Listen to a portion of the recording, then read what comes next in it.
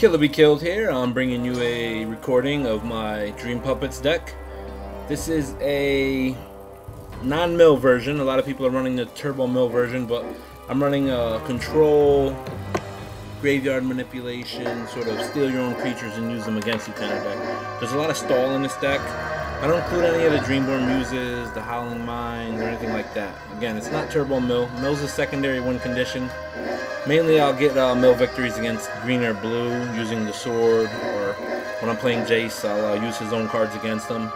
Usually I always beat Jace by milling him, even though I'm not running a mill deck. It's kind of odd how that happens, but that's the way it works out.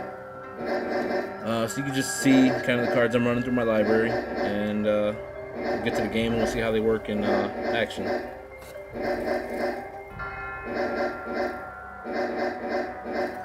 I'm not running Teleman or Isoback Spawn or anything like that. Alright, so we're going to jump right into multiplayer. I'm just going to jump into a random lobby on the iPad. I'm using a program called Reflection to record this, and iMovie to do the voiceover, so on my MacBook, in case anyone's interested or wants to do the same.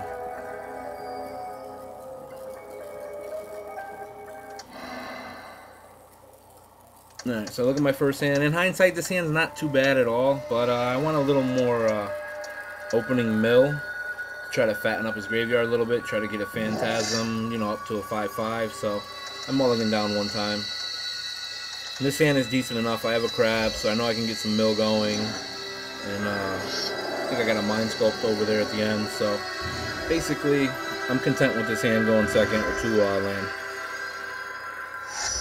And we see we're playing the life deck. That's a good first drop. Soul Warden. Now I know it's safe to play my crab here. Sometimes I wait until turn 2 to play the crab then the land, just in case, you know, you're playing Liliana and there's an innocent blood out there, or obviously Chandra, they're going to burn your crab.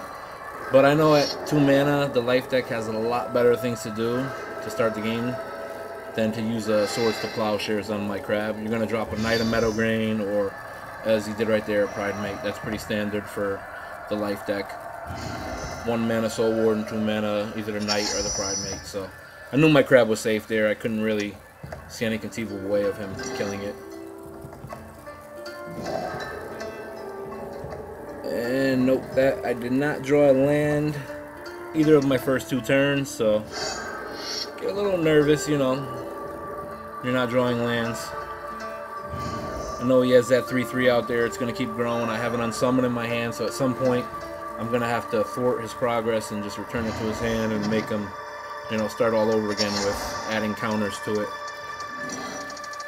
You always want to look in the graveyards just to see what's there, so obviously see in my hand I have a body double, so at some point I'm going to want to go in either his or my graveyard, and in this case it's going to be his, because my graveyard's going to remain empty. I have no creatures, and I'm not being milled, so I could have unsummoned that last turn, but I kind of let it go to use the Mind Sculpt, and he ended up casting a creature that had life gain. So in addition, the Soul Warden, he got 2 counters on his 5/5, but now I'm pretty much going to have to unsummon it. And I don't want to block that with my crab, because I can use my crab multiple turns to block the Soul Warden.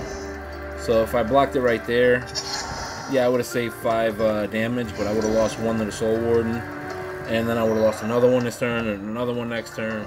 And in addition to that, I wouldn't be able to mill any additional cards to fatten up his graveyard or make my Phantasm a 5/5. So if his graveyard does have over 10 cards in it already, I could kind of ditch the crab if I need to save damage, which if I didn't have the Unsummon at this point I would have, but that's what I basically needed to do. Of course he's going to recast that this turn, but I managed to save 5 damage, so I kind of knew looking at my hand I was going to take some hits in the beginning after the second turn. Really nothing I could do about that, but at this point, if I don't start drawing some land, this is going to be a quick game. And again, no land. Not looking too good. I still got a shot though. Basically next turn I need a land, or things are going to be very grim for me. He has all the board presence right now, and he's playing Core Cartographer. This is a terrible card. 4 mana for a 2/2. Doesn't fly, doesn't do anything. No lifelink, no death touch. There's nothing special about it except it gives you planes. And the thing you really need to know about the life deck is that it has a low mana curve. It has a lot of 1-drops, Soul Wardens, Sarah Ascendants, Swords to Plowshares, a lot of good 2-drops, 4 Pride Mates, 2 Knights of Meadowgreen, and a couple flyers and stuff. So you really don't need to have that card in your deck at all. And as you'll see later, my opponent casts a Medallion. That's another waste of a card. You don't need Medallions, and you don't need a Core Cartographer in your deck.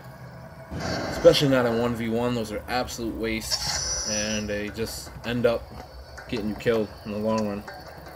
And the only reason I countered that card, and kind of odd, I'm telling you how terrible it is because he has all the board control right now. I don't need another creature pecking at me.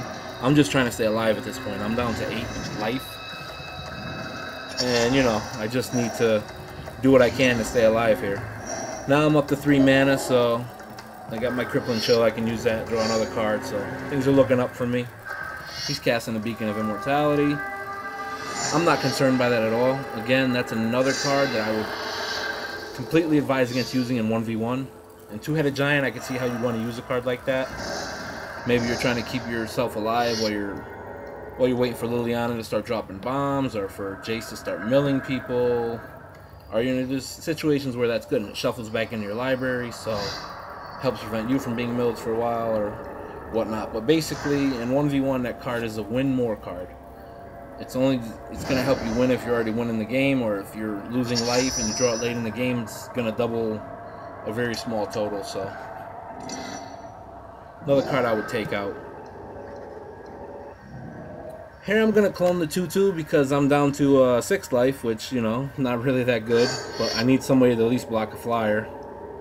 And the good thing about the Crippling Chill, it's an instant. So when you cast it on their turn, his 4/4 is gonna, or is that a 5/5? I can't see it from the 5/5. It's gonna stay tapped this turn as well. So basically, it taps the creature for 2 turns. That's what's so good about those. And you get to draw a card to boot. So that's why I really, really like those. Now I'm up to 8 life, and I could block his 2/2. And this is the Medallion I was telling you about. You really shouldn't have that in your deck. The life deck has a low mana curve. Lots of great low mana drops, so you don't need cards like that. You don't need cards like Core. The beacons don't really help you that much. Maybe if you're running a bunch of Sarah Ascendants, maybe you could throw a beacon in there. I won't. That's not as bad as the Medallions and the Core, but those other 2, you definitely don't want them in there. Now I'm mind controlling his Pride Mate, which is good. You might wonder why I didn't clone it last turn, but when you clone it, those 3 extra counters on it, you don't get them with it. It would have just been a 2/2, so I didn't want to do that.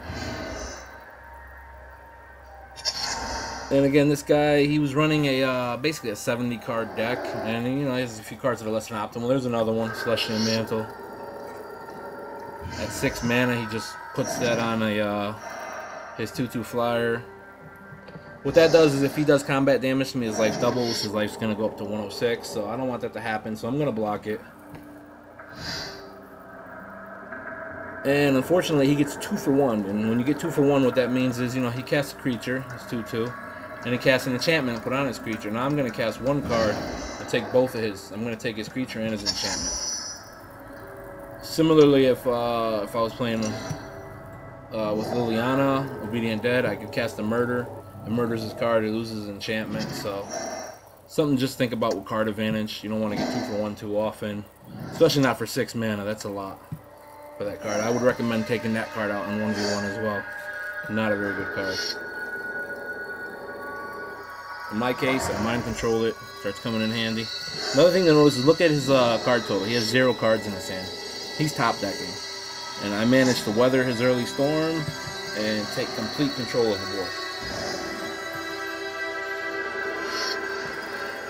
Once I got off my first clone, I was starting to feel very, very comfortable. I knew I only needed 1 more land to start taking his creatures, and he's top decking, so just completely turned this game around.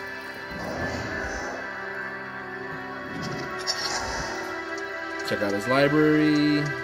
He has a Baneslayer Angel in there. That's obviously note stuff like that. You count Day of Judgments, how many has he got in there. look for a sovereign, because, you know, he could still cast one of them out and manage to have 40 or more life and win the game. So, and you see the person I was playing actually left the game because he's top decking and I have complete board control now. What I'm doing right here is debatable. Casting a body double. I have all the board control, so I could just keep swinging and hold that card in case he does top deck the Day of Judgment. Then at least after that I have a creature. I can pop that right out and start with a Baneslayer Angel. Give me huge advantage, just in case we do kind of start from scratch again on the board. But just because I'm playing the computer, I cast it out there. Might have casted it anyway, just because, you know, he has 32 cards left and there's only one more Day of Judgment in there, so the odds of drawing it are pretty low. But it is something to think about. If he had more cards in his hand, like say he had 4 cards in his hand, I wouldn't have casted that. I would have probably waited, just because, you know, sooner or later they're going to cast a Day of Judgment out there and clear the board. So, but this game is pretty much over. Now they got a counterspell. He can't even cast a Day of Judgment. Really nothing he can do at this point. He'd have to top deck 4 Serra Ascendants after a Beacon of Immortality to have any chance of winning this game. It's just not going to happen. One of them's in his graveyard anyway.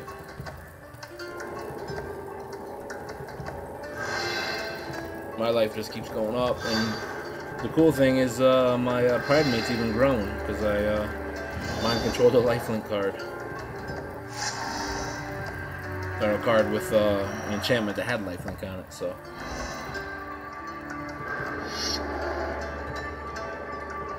That's a great card right there, you know. If he didn't have the Medallion, the Beacon, Core the Cartographer, cards like that, he might have been able to put another 1 or 2 creatures down early, and that 6 damage that he got me down to might have been, you know, I might have got down to 0, so. I really want to have an optimal 60 card build in this. It still would have been close either way, and it didn't help that I didn't get mana for about 3 turns early in the game, so. So even if he did have an optimal 60 card deck, if I didn't get mana basically screwed, you know, it would have been a much better game between both of us. But as it stands, even getting mana screwed, his less than optimal deck allowed me to come back and win this game. Despite being down, say, like 50 to 6 or whatever the score was. So this is just an example of how I use my blue deck. You see, I don't have a lot of creatures. I don't cast a lot of creatures. I basically try to stall as long as I can and take your creatures. Wait for you to cast something good. Take it, go in your graveyard, grab a monster out of there, mill a few cards, you know, if I get you with a Traumatize or a couple of Mind Sculpts, or even just, you know, get 10, 12 cards in your graveyard with the Crab. Just basically want something in there. You know, like if I had to grab the Chancellor or the Spires right now, I could go in his graveyard and I could use his Beacon of Immortality and double my life. There's lots of things you can do with that. Basically cast any instant or sorcery card, so. A lot of versatility in this deck. It's a lot of fun for me, because no matter what deck you're playing, you're essentially using a different deck every game, even if you play this deck, because you're using the enemy's cards against them. So, if they're using, you know, Obedient Dead, well, I get to play Massacre Worms too, because I can take them from out of your graveyard, or I can clone them. You know, if you're playing a different deck, I can take those features too, so. Just this deck is a lot of fun to me, because every game is different, and there's a lot of variety to it. It actually performs very, very well on the iPad and PS3. Some people are getting good results on the Xbox and Steam. Other people are saying it's a 50-50, 60-40 win percentage on ranked matches, which is understandable because they're also playing a lot of Goblins and Liliana. Goblins is a tough match.